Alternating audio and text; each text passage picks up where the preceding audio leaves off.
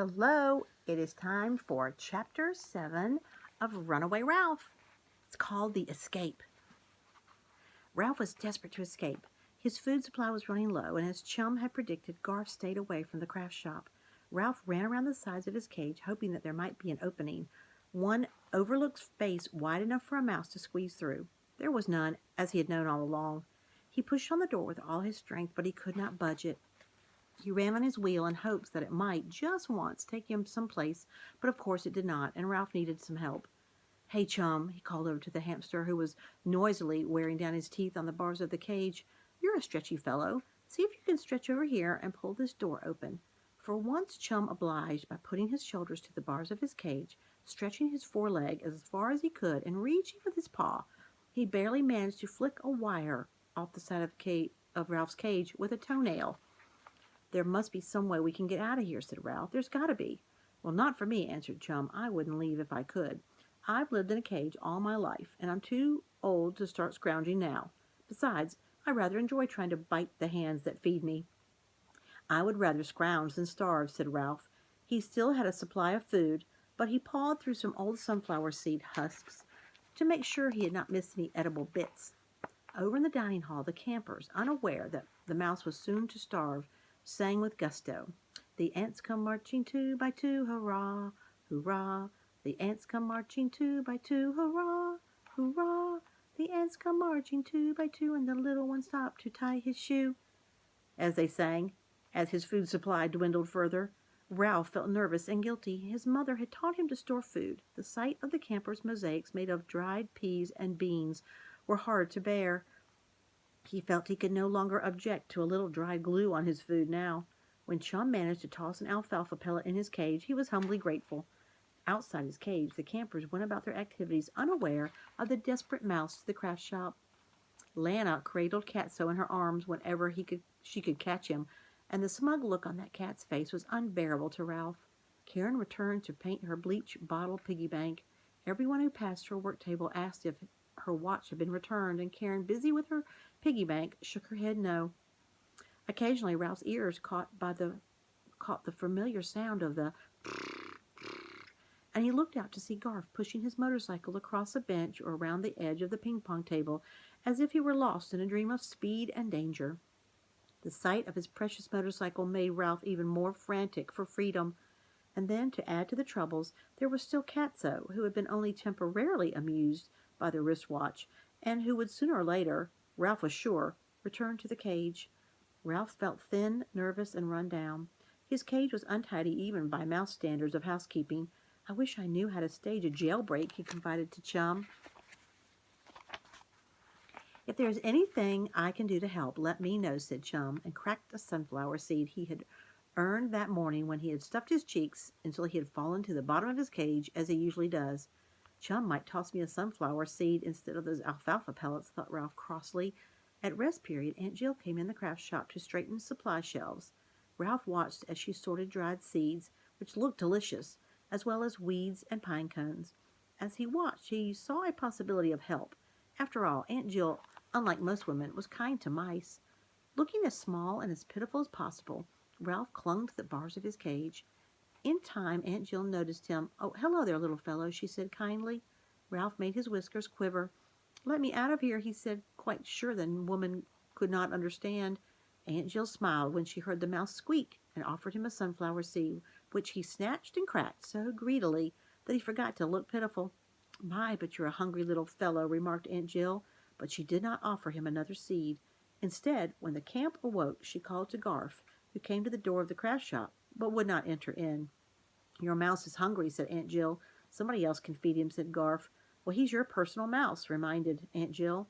"I didn't take the old watch," said Garth, "and I don't want to come in there." There's a picture of little pitiful Ralph trying to look pitiful to Aunt Jill to get some little food, get some sympathy. "I'm sure you didn't take it," said Aunt Jill calmly, "but don't forget that you wanted to be the only one to feed your mouse. He is hungry and his cage needs to be cleaned." Garth hesitated but entered the craft shop, and while Ralph scrambled around looking for a way out, he slid the bottom from the cage, changed the cedar shavings, and replaced it. He detached the water bottle, filled it at the sink, and was fastening it to the cage when Aunt Jill went out, leaving the boy alone with the two animals. Here at last was the moment Ralph had been waiting for. "Say, Garf," he began, but the boy, not expecting a mouse to speak, appeared not to hear. Ralph was desperate. "Say, Garf," he said at the top of his mouse voice. When Garf glanced at him, Ralph said as loud as he could, "Listen to me. You know that motorcycle you've been playing with? Well, it's mine." Garf stared at his mouse. "You're talking," he said in an astonished whisper. "I don't believe it. You're talking." Ralph had spoken, and Garf answered. They were both so excited they were speechless. Finally, Garf spoke again. "Go on, say something more." Ralph pulled himself together and remembered why speaking to Garf was so urgent. He sputtered to show Garf what he meant. "That motorcycle, it's mine. That's the sound I make to run it." "You're joking." Garf continued to stare at Ralph as if he could not believe what was happening. "No, I'm not joking," said Ralph. "I hid it under the bamboo leaves just before the cat pounced on me. I hid my crash helmet, too." "Your crash helmet?" Garf could not help laughing, which of course hurt Ralph's feelings. The boy pulled the motorcycle out of his pocket, studied it, and then studied Ralph. "It's the right size," he admitted. "If it's yours, then where did you get it?" "Back at the Mountain View Inn." "The Mountain View Inn?" Garf was surprised. "What were you doing there?" "It is my home," said Ralph with dignity. "A boy who was a guest there gave me the motorcycle." "No kidding." Garf was almost believed Ralph. "Let me out of here," pleaded Ralph. "I'll show you I can ride it." Garf looked as if he were tempted, but he said almost regretfully, "No, you might run away, and I want to keep you." "Aw, come on, Garf," coaxed Ralph. "Nope," said Garf, "and I've got to get out of here. Aunt Jill just left me a chance to return that watch, and I don't even have it. I don't have it, and I don't even know where it is." Ralph saw an opportunity for bargaining. "I do," he said. "I know where the watch is." "Where?" asked Garf. "Let me out, and I'll tell you," said Ralph. "No," said Garf. "I'm going to take you home with me." "Your mother won't like it," said Ralph. "She'll make you get rid of me." He knew by the look on Garf's face that he had struck a sensitive spot, so he continued. "She will say I'm messy, and she will say that I smell." Garf looked uncomfortable. "Let me out of here, and I'll show you where the watch is," persisted Ralph. Garf looked as if he might be tempted. He thought a while, and he said, "My mother might let me keep a mouse. It wouldn't hurt to ask. And I don't know where the watch is. If anyone saw me trying to return it, they would say I stole it, so I don't want to know." Ralph's hopes dwindled. "I know you didn't steal it," he said, "because I know who did." "Who?" Naturally, Garf was curious to know the name of the real thief. Ralph considered. Should he tell or should he not tell? He decided that telling might convince Garf that he was trying to help him. "Catso," he said. "Catso, the cat took it." Garf gave Ralph a look of disgust.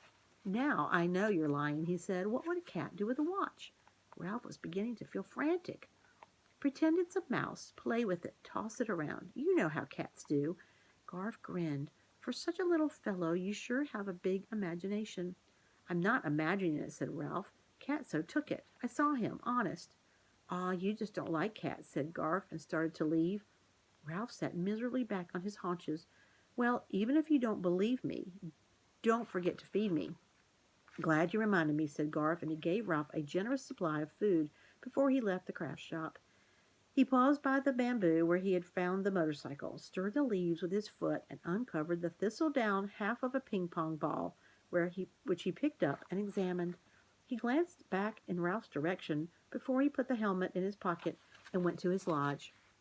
In a few moments Aunt Jill returned, glanced at the shelf beside Ralph's cage, and frowned slightly as if she were puzzled about something. Ralph settled greedily at his food dish. "I'll show that Garf," he thought, as he crammed seeds in his mouth with his paws. "As soon as I get out of this cage, I'll show him."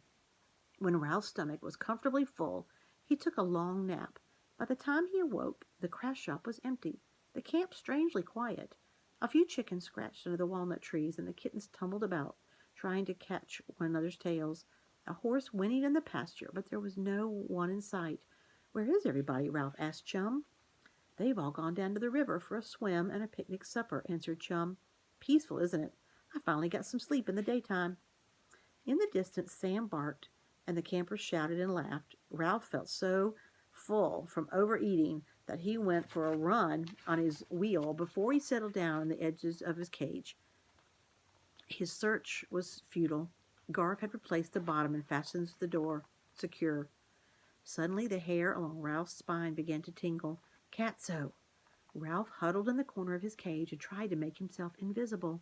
Catso squeezed through the hole in the screen and landed with a soft thud on the workbench beneath Ralph's cage. Ralph squeezed himself into a tighter ball. He felt as if the beat of his heart was as loud as the tick of the missing watch. Why couldn't Sam stay home and guard the camp the way he was supposed to? This time there was no watch to distract Catso. Catso stood with his front paws on Ralph's shelf and sniffed the cage. Then he sat down and calmly began to wash, first his right ear and then his left. The suspense was more than Ralph could bear. Catso stretched out his left hind leg and began to groom his left hind foot. He licked with long, careful strokes, combing his fur neatly toward his toes. Suddenly, Ralph had an inspiration. He was about to take a terrible chance, but with no one to protect him from a sneaky cat, he had nothing to lose. Anything was better than cringing in a corner waiting for that beast to wash and comb every hair on his body. Ralph took charge. He left his corner, sprang on his wheel, and raced so fast that he looped the loop. That activity caught Catso's attention all right. The cat sat there with his hind leg in the air, looking surprised. Ralph leaped from his wheel and faced Catso through the bars. The cat forgot about his grooming and jumped to his feet, placed his front paws on the shelf, and stared into Ralph's cage. Hiding his terror, Ralph stared right back. "If there's one thing I can't stand is a disrespectful mouse," said Catso, and with a swipe of his paw, he sent the cage flying. Ralph was prepared. He hung onto the bars and braced himself. Water splashed and seeds flew. One corner of the cage struck the workbench, jarring the bottom loose, exactly as Ralph had planned. The cage bounced and landed on its side. Ralph sprang out of what had once been the bottom. This accident was his chance. Catso pounced, but before his paws could land on Ralph, he was thrown off his aim by a sudden hissing sound from above. Startled, he missed Ralph's tail by the width of a whisker. Ralph was startled too, but the unexpected noise did not prevent him from scrambling behind a jar of nails on the work table. When Ralph got the courage to peek around the jar of nails, he saw Catso staring up at Chum's cage. He heard the hissing sound again and knew that it must be coming from Chum. Good old Chum! Ralph hadn't known that a hamster knew how to hiss. When Catso recovered from his surprise, he was after Ralph, who dashed behind the nails as the jar sent rolling across the table. Crash! It landed on the floor and broke, scattering nails across the craft shop. Look what's happening. Look what's happening. Everything's crashing down because of that cat. Oh my goodness. Ralph leaped behind the supplies of beans and peas and hamster food with Catso right after him. Jars crashed, bags tumbled and split as they fell. Crash, bang, smash! Noise and flying glass did not stop Catso. Ralph leaped behind the big spools of lanyard plastic. Catso knocked over the spools and the plastic unreal tangled around his feet. While Catso freed himself from the plastic, Ralph found behind the work table a slanting piece of wood that was a brace between the studs of the rough walls of the craft shop. Ralph ran down the brace as Catso tried to squeeze his head between the edge of the work table and the wall. He could get his head in the space, but not the rest of his body. He pulled back his head and tried to reach Ralph with his paw. Ralph, however, was too far down the brace already. Next, Catso leaped onto the floor and ran under the table. Ralph scurried up the brace so that he was above the table and beyond Catso's reaching paw. Back to the tabletop went Catso, and down the brace ran Ralph, once again beyond the stretch of those curved and groping claws of Catso. Frantic with frustration, the cat sprang from the table while Ralph ran up the brace. Once more, Catso reached and stretched and groped. Ralph's courage and confidence had returned.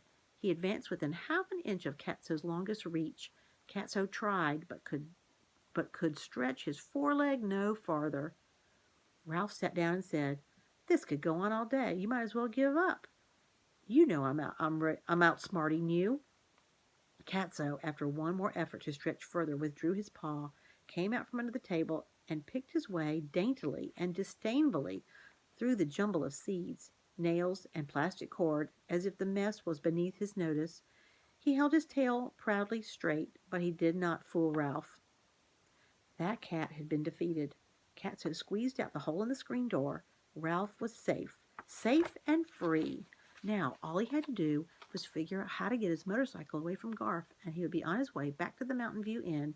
In the meantime, he settled down to feast on all the seeds that Catso had spilled for him. So he's got a feast that Catso turned over for him. All right, see you next time for the next chapter.